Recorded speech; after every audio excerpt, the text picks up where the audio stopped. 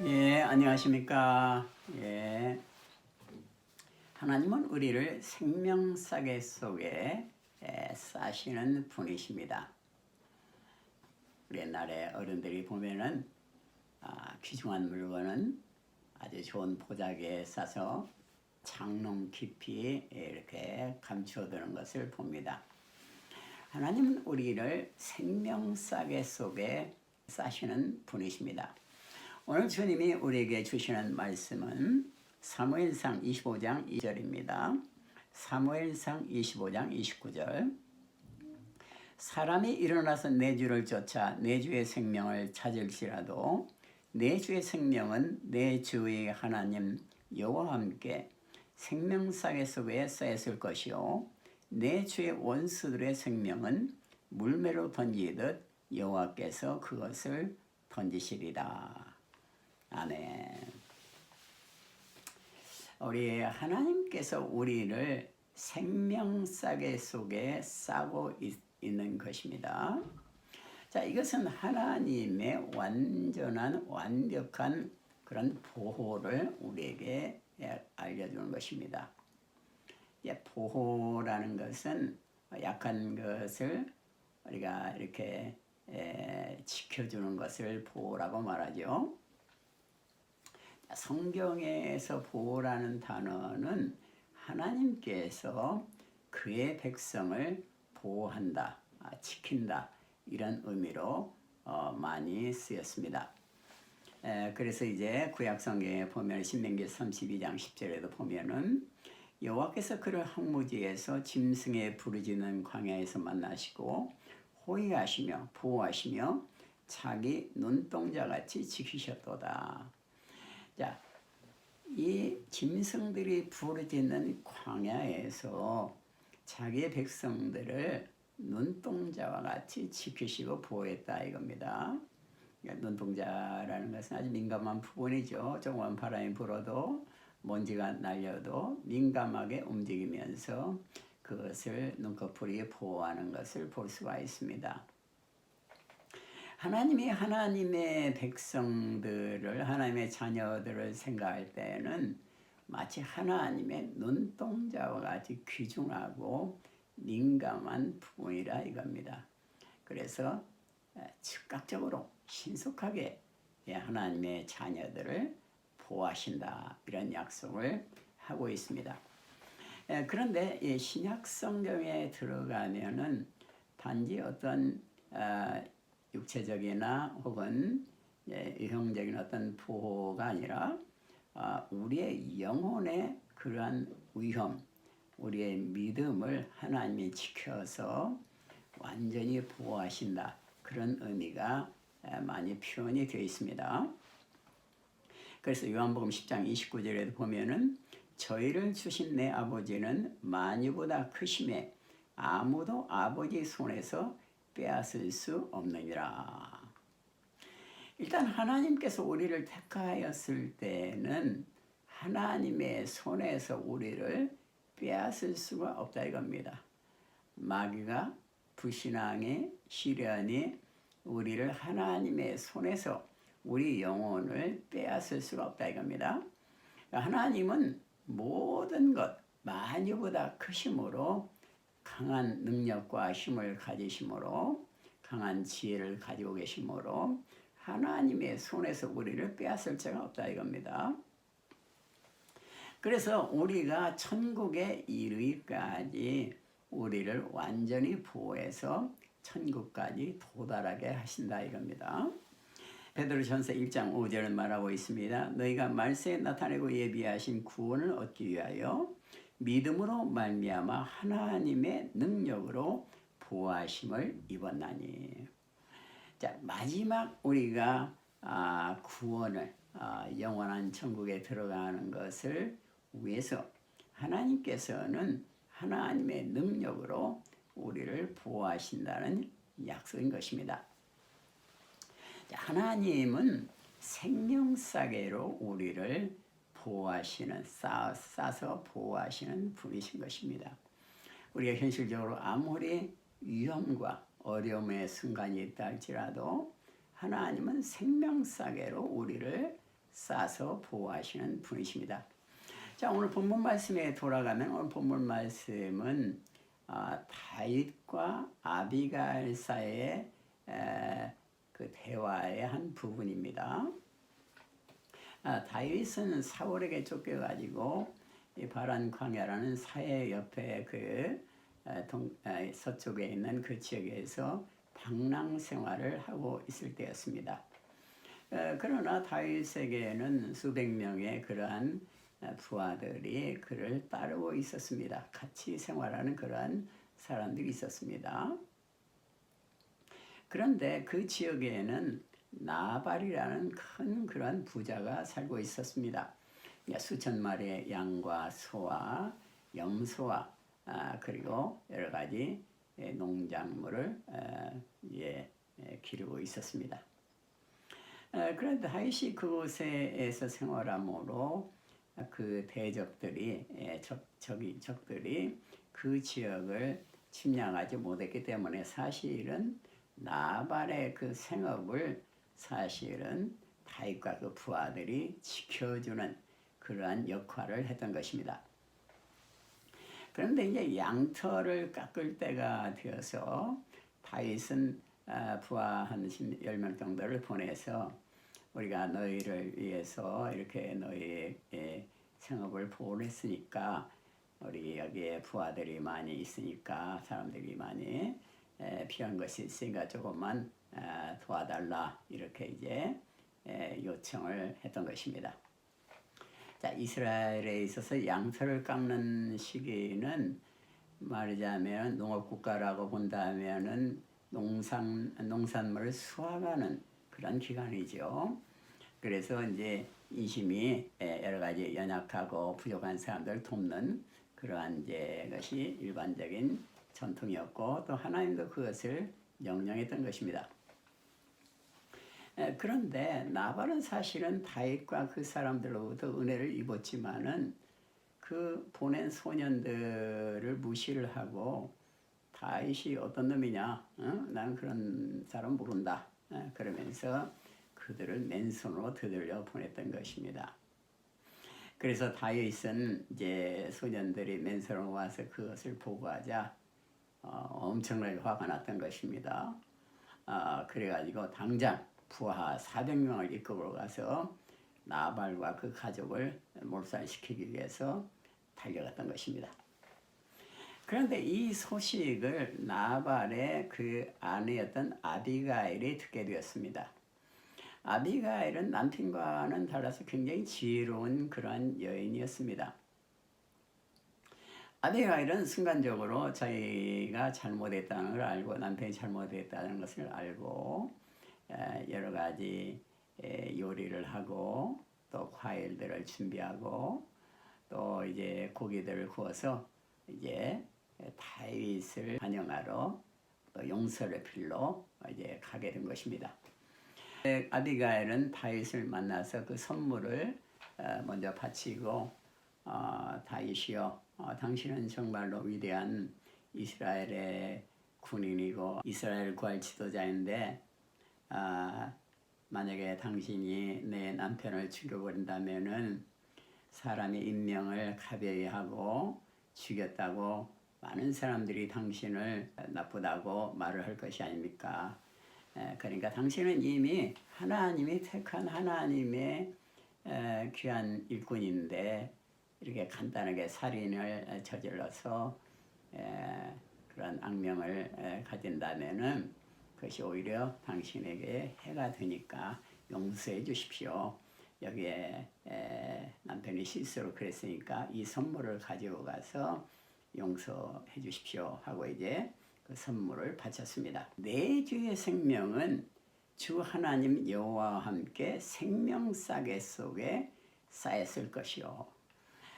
내 주의 생명이 여호와께서 생명싸개 속에 싸고 있다. 이렇게 아비가일은 말한 것입니다.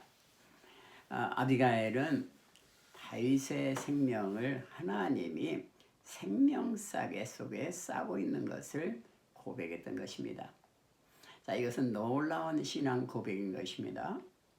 하나님께서는 지금도 우리를 생명싸개 안에 지금도 싸고 계시는 그러한 분이십니다. 생명싸개 아래 우리를 싸고 계시는 하나님은 우리를 완전히 완벽하게 보호하시고 충분한 은혜를 주시는 것입니다. 자, 하나님은 생명싸개 속에 우리를 싸고 계시는 분이십니다. 그러면 생명싸개 속에 우리를 싸고 계시는 하나님께서 지금 현재 구체적으로 우리의 삶 가운데 어떻게 일하시고 계십니까? 먼저 생명싸개 속에 싸고 계시는 하나님께서는 우리가 곤고함을 당할 때에 우리를 이끌어내서 좁지 않고 넓은 곳으로 인도하시는 분이십니다. 욥기서 36장 16절에 보면은 그러므로 하나님이 너를 곤고함에서 이끌어내서 좁지 않고 넓은 곳으로 옮기려 하셨은즉 무릇 내 상에 차린 것은 살찐 것이 되었으리라. 아멘. 우리가 이 세상을 살면서 여러 가지 어려운 문제를 당할 때에는 낙심하거나 좌절하기 쉬운 것이 우리 인간의 본성인 것입니다. 그러나 성경은 우리가 어려운 문제를 당한다, 곤고한 문제를 당한다는 것은 하나님께서 우리를 좁지 않고 넓은 곳으로 인도하고자 하는 계획이 있다는 것입니다. 그리고 우리에게 살찐 상을 차려주시고자 하는 하나님의 계획이 있는 것입니다. 자, 우리는 이러한 하나님의 계획을 모르기 때문에 어려운 문제를 당할 때는 쉽게 화를 낸다거나 아니면 낙심을 한다거나 낙담을 한다거나 이럴 경우가 많은 것이죠. 자, 하나님은 지금도 우리를 택하신 그 놀라운 사랑을 가지고 우리를 인도하고 계십니다. 하나님의 우리를 향한 뜻은 재앙이 아니라 평안이요 장래의 소망을 주려 하는 것입니다. 하나님은 자기의 택한 자를 의롭다 하시고 의롭다 하신 자를 영화롭게 하려고 하는 하나님은 계획을 가지고 계신 것입니다. 그러니까 우리가 어떠한 곤고한 문제를 당한다고 할 때에는 우리가 그에 대해서 좀 더 깊이 생각하면서 하나님이 나를 위해서 무슨 새로운 축복을 예비하시고 있지 않느냐. 그러니까 하나님의 계획과 손길을 우리가 기도하면서 깨닫는 것이 참 중요한 것입니다. 하나님께서는 그리스도의 그 놀라운 사랑으로 우리를 보호하시기 때문인 것입니다. 로마서 8장 39절에 보면 높음이나 깊음이나 다른 아무 피조물이라도 우리를 우리 주 예수 그리스도 안에 있는 하나님의 사랑에서 끊을 수 없으리라. 우리가 어떠한 곤고한 문제를 당해도 낙심하지 할 근본적인 이유가 있습니다. 그것은 어떠한 세상의 문제와 피조물이라 할지라도 우리를 그리스도 예수 안에 있는 하나님의 사랑에서 끊을 수 없기 때문인 것입니다. 여러 가지 역병이나 질병이라 할지라도 유행병이라 할지라도 어떤 피조물 바이러스라 할지라도 우리를 그리스도와 예수 안에 있는 하나님의 사랑에서 끊을 수가 없습니다.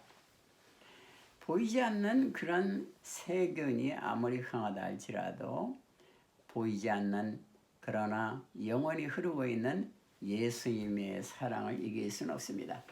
예수님의 사랑은 영원하신 사랑이고 예수님의 사랑에서 어떠한 피조물도 우리를 절단시킬 수가 없기 때문인 것입니다. 또한 우리 예수님께서는 여러 가지 시련을 통해서 우리에게 존귀와 영광을 주고자 하는 계획이 있기 때문인 것입니다. 자, 베드로전서 1장 7절에 보면은 너희 믿음의 시련이 불로 연단하여도 없어질 금보다 더 귀하여 예수 그리스도에 나타나실 때 칭찬과 영광과 존귀를 얻게 하려 함이라.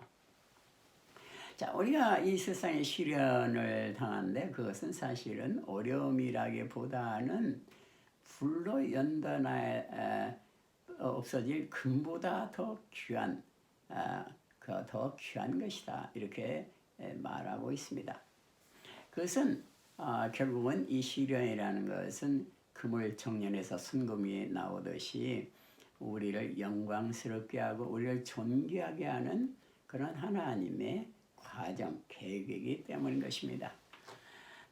금이 재련소에 들어가서 순금이 되듯이 재련소의 그 끓어오르는 불길은 그 금 속에 있는 불순물을 제거를 할지언정 금 자체를 없앨 수는 없는 것이죠.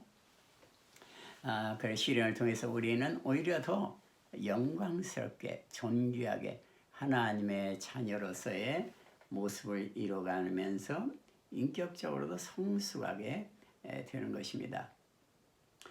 일단 우리가 시련을 이길 때 그 시련을 이길 수 있는 비결이 있는데 그것은 우리가 그 시련을 만났을 때 감사하는 것입니다. 감사하되 과거에 내가 어려운 시련을 당할 때 하나님이 어떻게 도와주셨는가 그것을 조금이라도 생각하면서 묵상하면은 우리의 삶에 감사가 넘치게 되는 것입니다. 우리가 현재 일이나 미래 일을 생각할 때에는 감사를 바로 하기가 힘들죠. 그것은 일어난 일이 아니고 그것은 아직 해결되지 않은 일이기 때문에 감사가 나오기는 힘들죠. 그러나 우리 과거를 한번 되돌아보면은 하나님께서 얼마나 어려운 순간마다 우리를 지키시고 보호하셨는가를 알 수가 있습니다. 그리고 인간적으로는 도저히 해결할 수 없는 문제들을 하나님이 해결하신 그런 놀라운 하나님의 손길을 우리 예수님의 손길을 우리는 다 기억하고 있습니다. 조금만 우리가 걸음을 멈추고 예수님의 그 사랑의 손길을 조금이라도 묵상한다면은 우리는 감사를 회복할 수가 있는 것입니다. 하나님께서는 이스라엘 백성에게 그런 감사를 회복하기 위해서 절기를 만들고 그것을 지킬 것을 명하였습니다.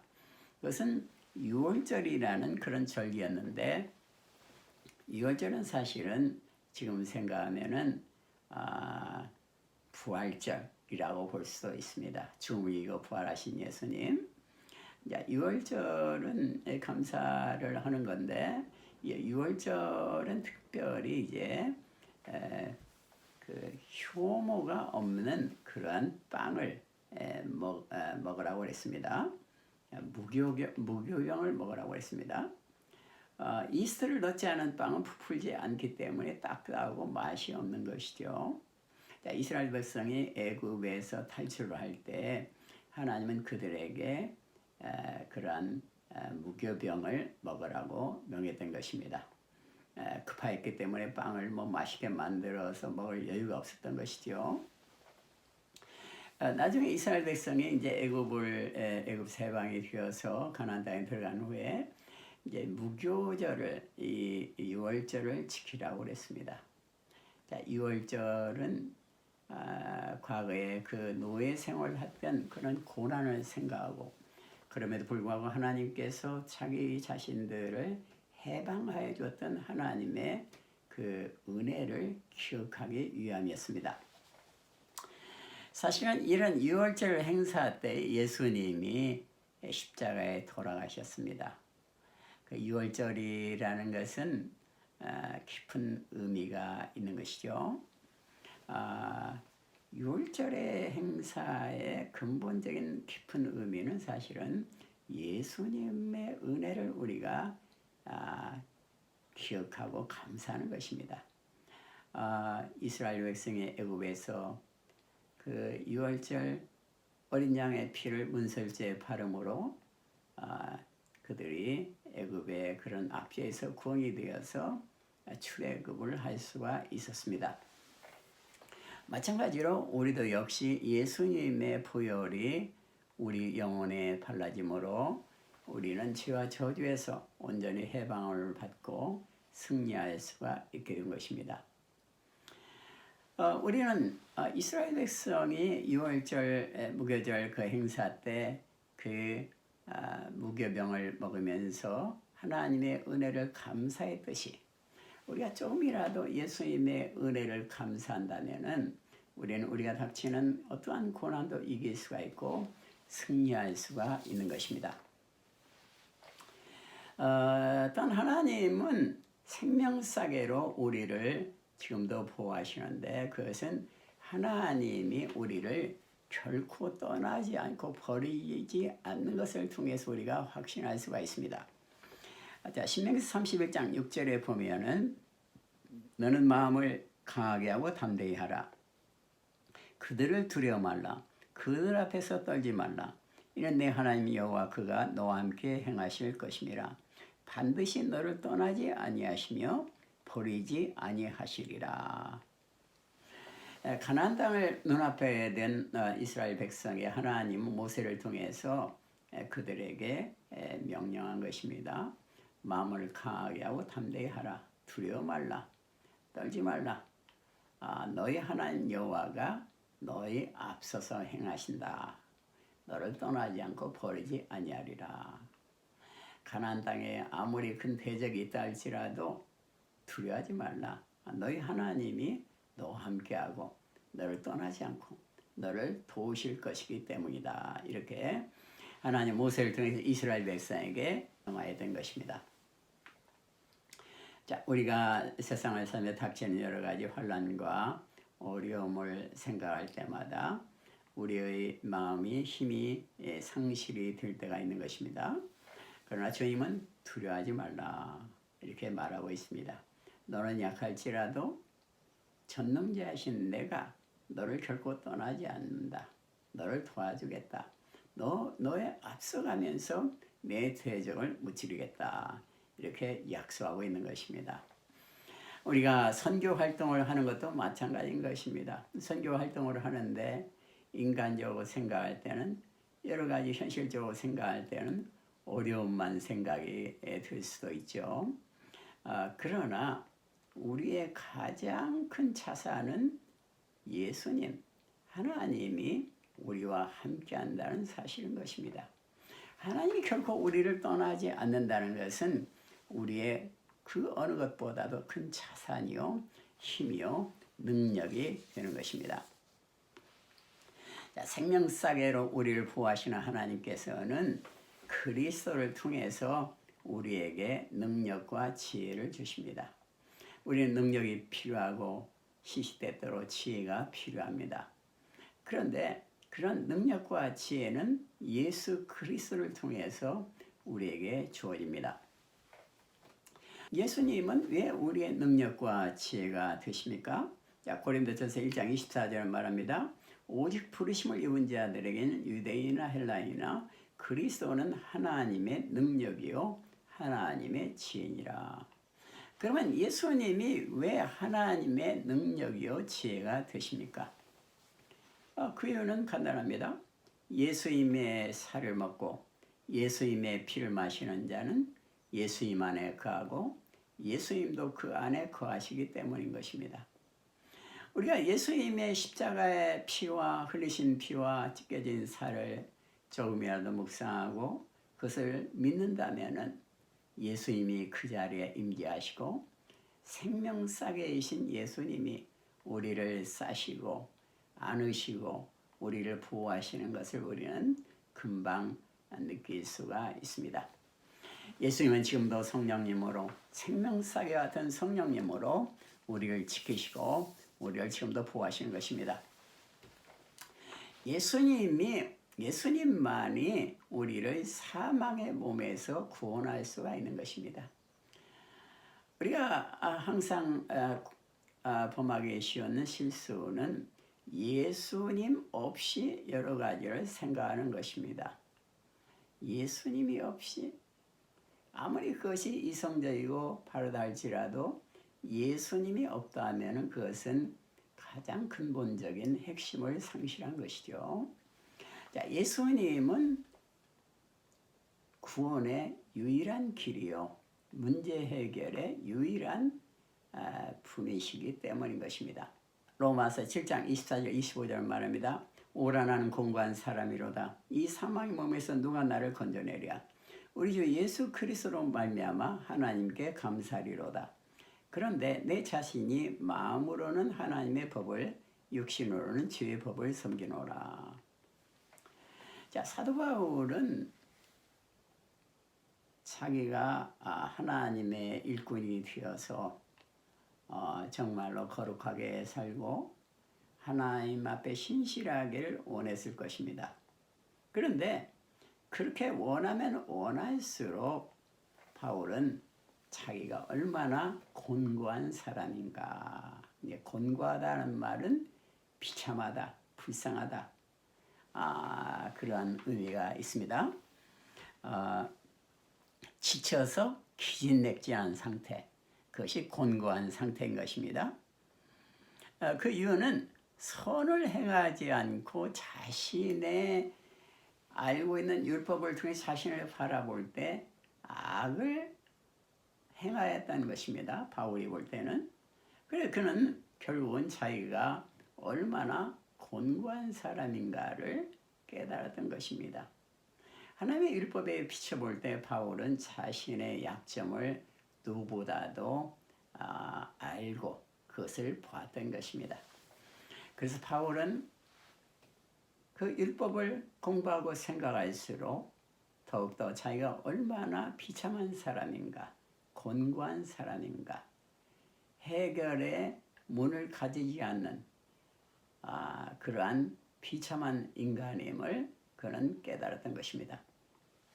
그러나 그는 여기에서 해방되는 그러한 은혜를 또한 깨닫게 되었습니다. 그것은 예수 그리스도였습니다. 예수 그리스도께서 자기의 이런 모든 문제를 한순간에 해결해 주는 그런 은혜를 그는 체험했던 것입니다. 우리에게 있어서 모든 곤고한 문제, 모든 시련과 어려운 문제를 궁극적으로 해결할 수 있는 길은 단 한 가지, 예수 그리스도인 것입니다. 예수님 말씀했으면 나는 길이요 진리요 생명이니 나로 말미암지 않고는 아버지께로 올 자가 없느니라. 불뱀에 물려서 죽어져 가던 이스라엘 백성이 장대 끝에 매달린 노뱀을 바라보는 것만으로도 나음을 입었습니다. 독은 순간적으로 없어지게 되었고 또 그들은 생명을 회복할 수가 있었던 것입니다. 예수 그리스도를 통하지 않고 하나님을 만날 수 있는 사람은 하는 사람도 없습니다.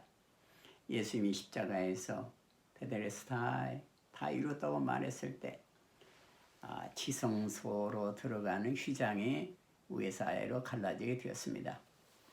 오직 예수님만을 통해서 우리는 하나님과 화목할 수가 있고 하나님을 만날 수가 있습니다. 하나님을 만난다는 것은 모든 문제의 해결을 말하는 것입니다. 하나님은 지금도 생명싸개로 우리를 싸시고 예수 그리스도의 못 박힌 손은 우리를 생명싸개처럼 안으시고 우리를 보호하고 계십니다.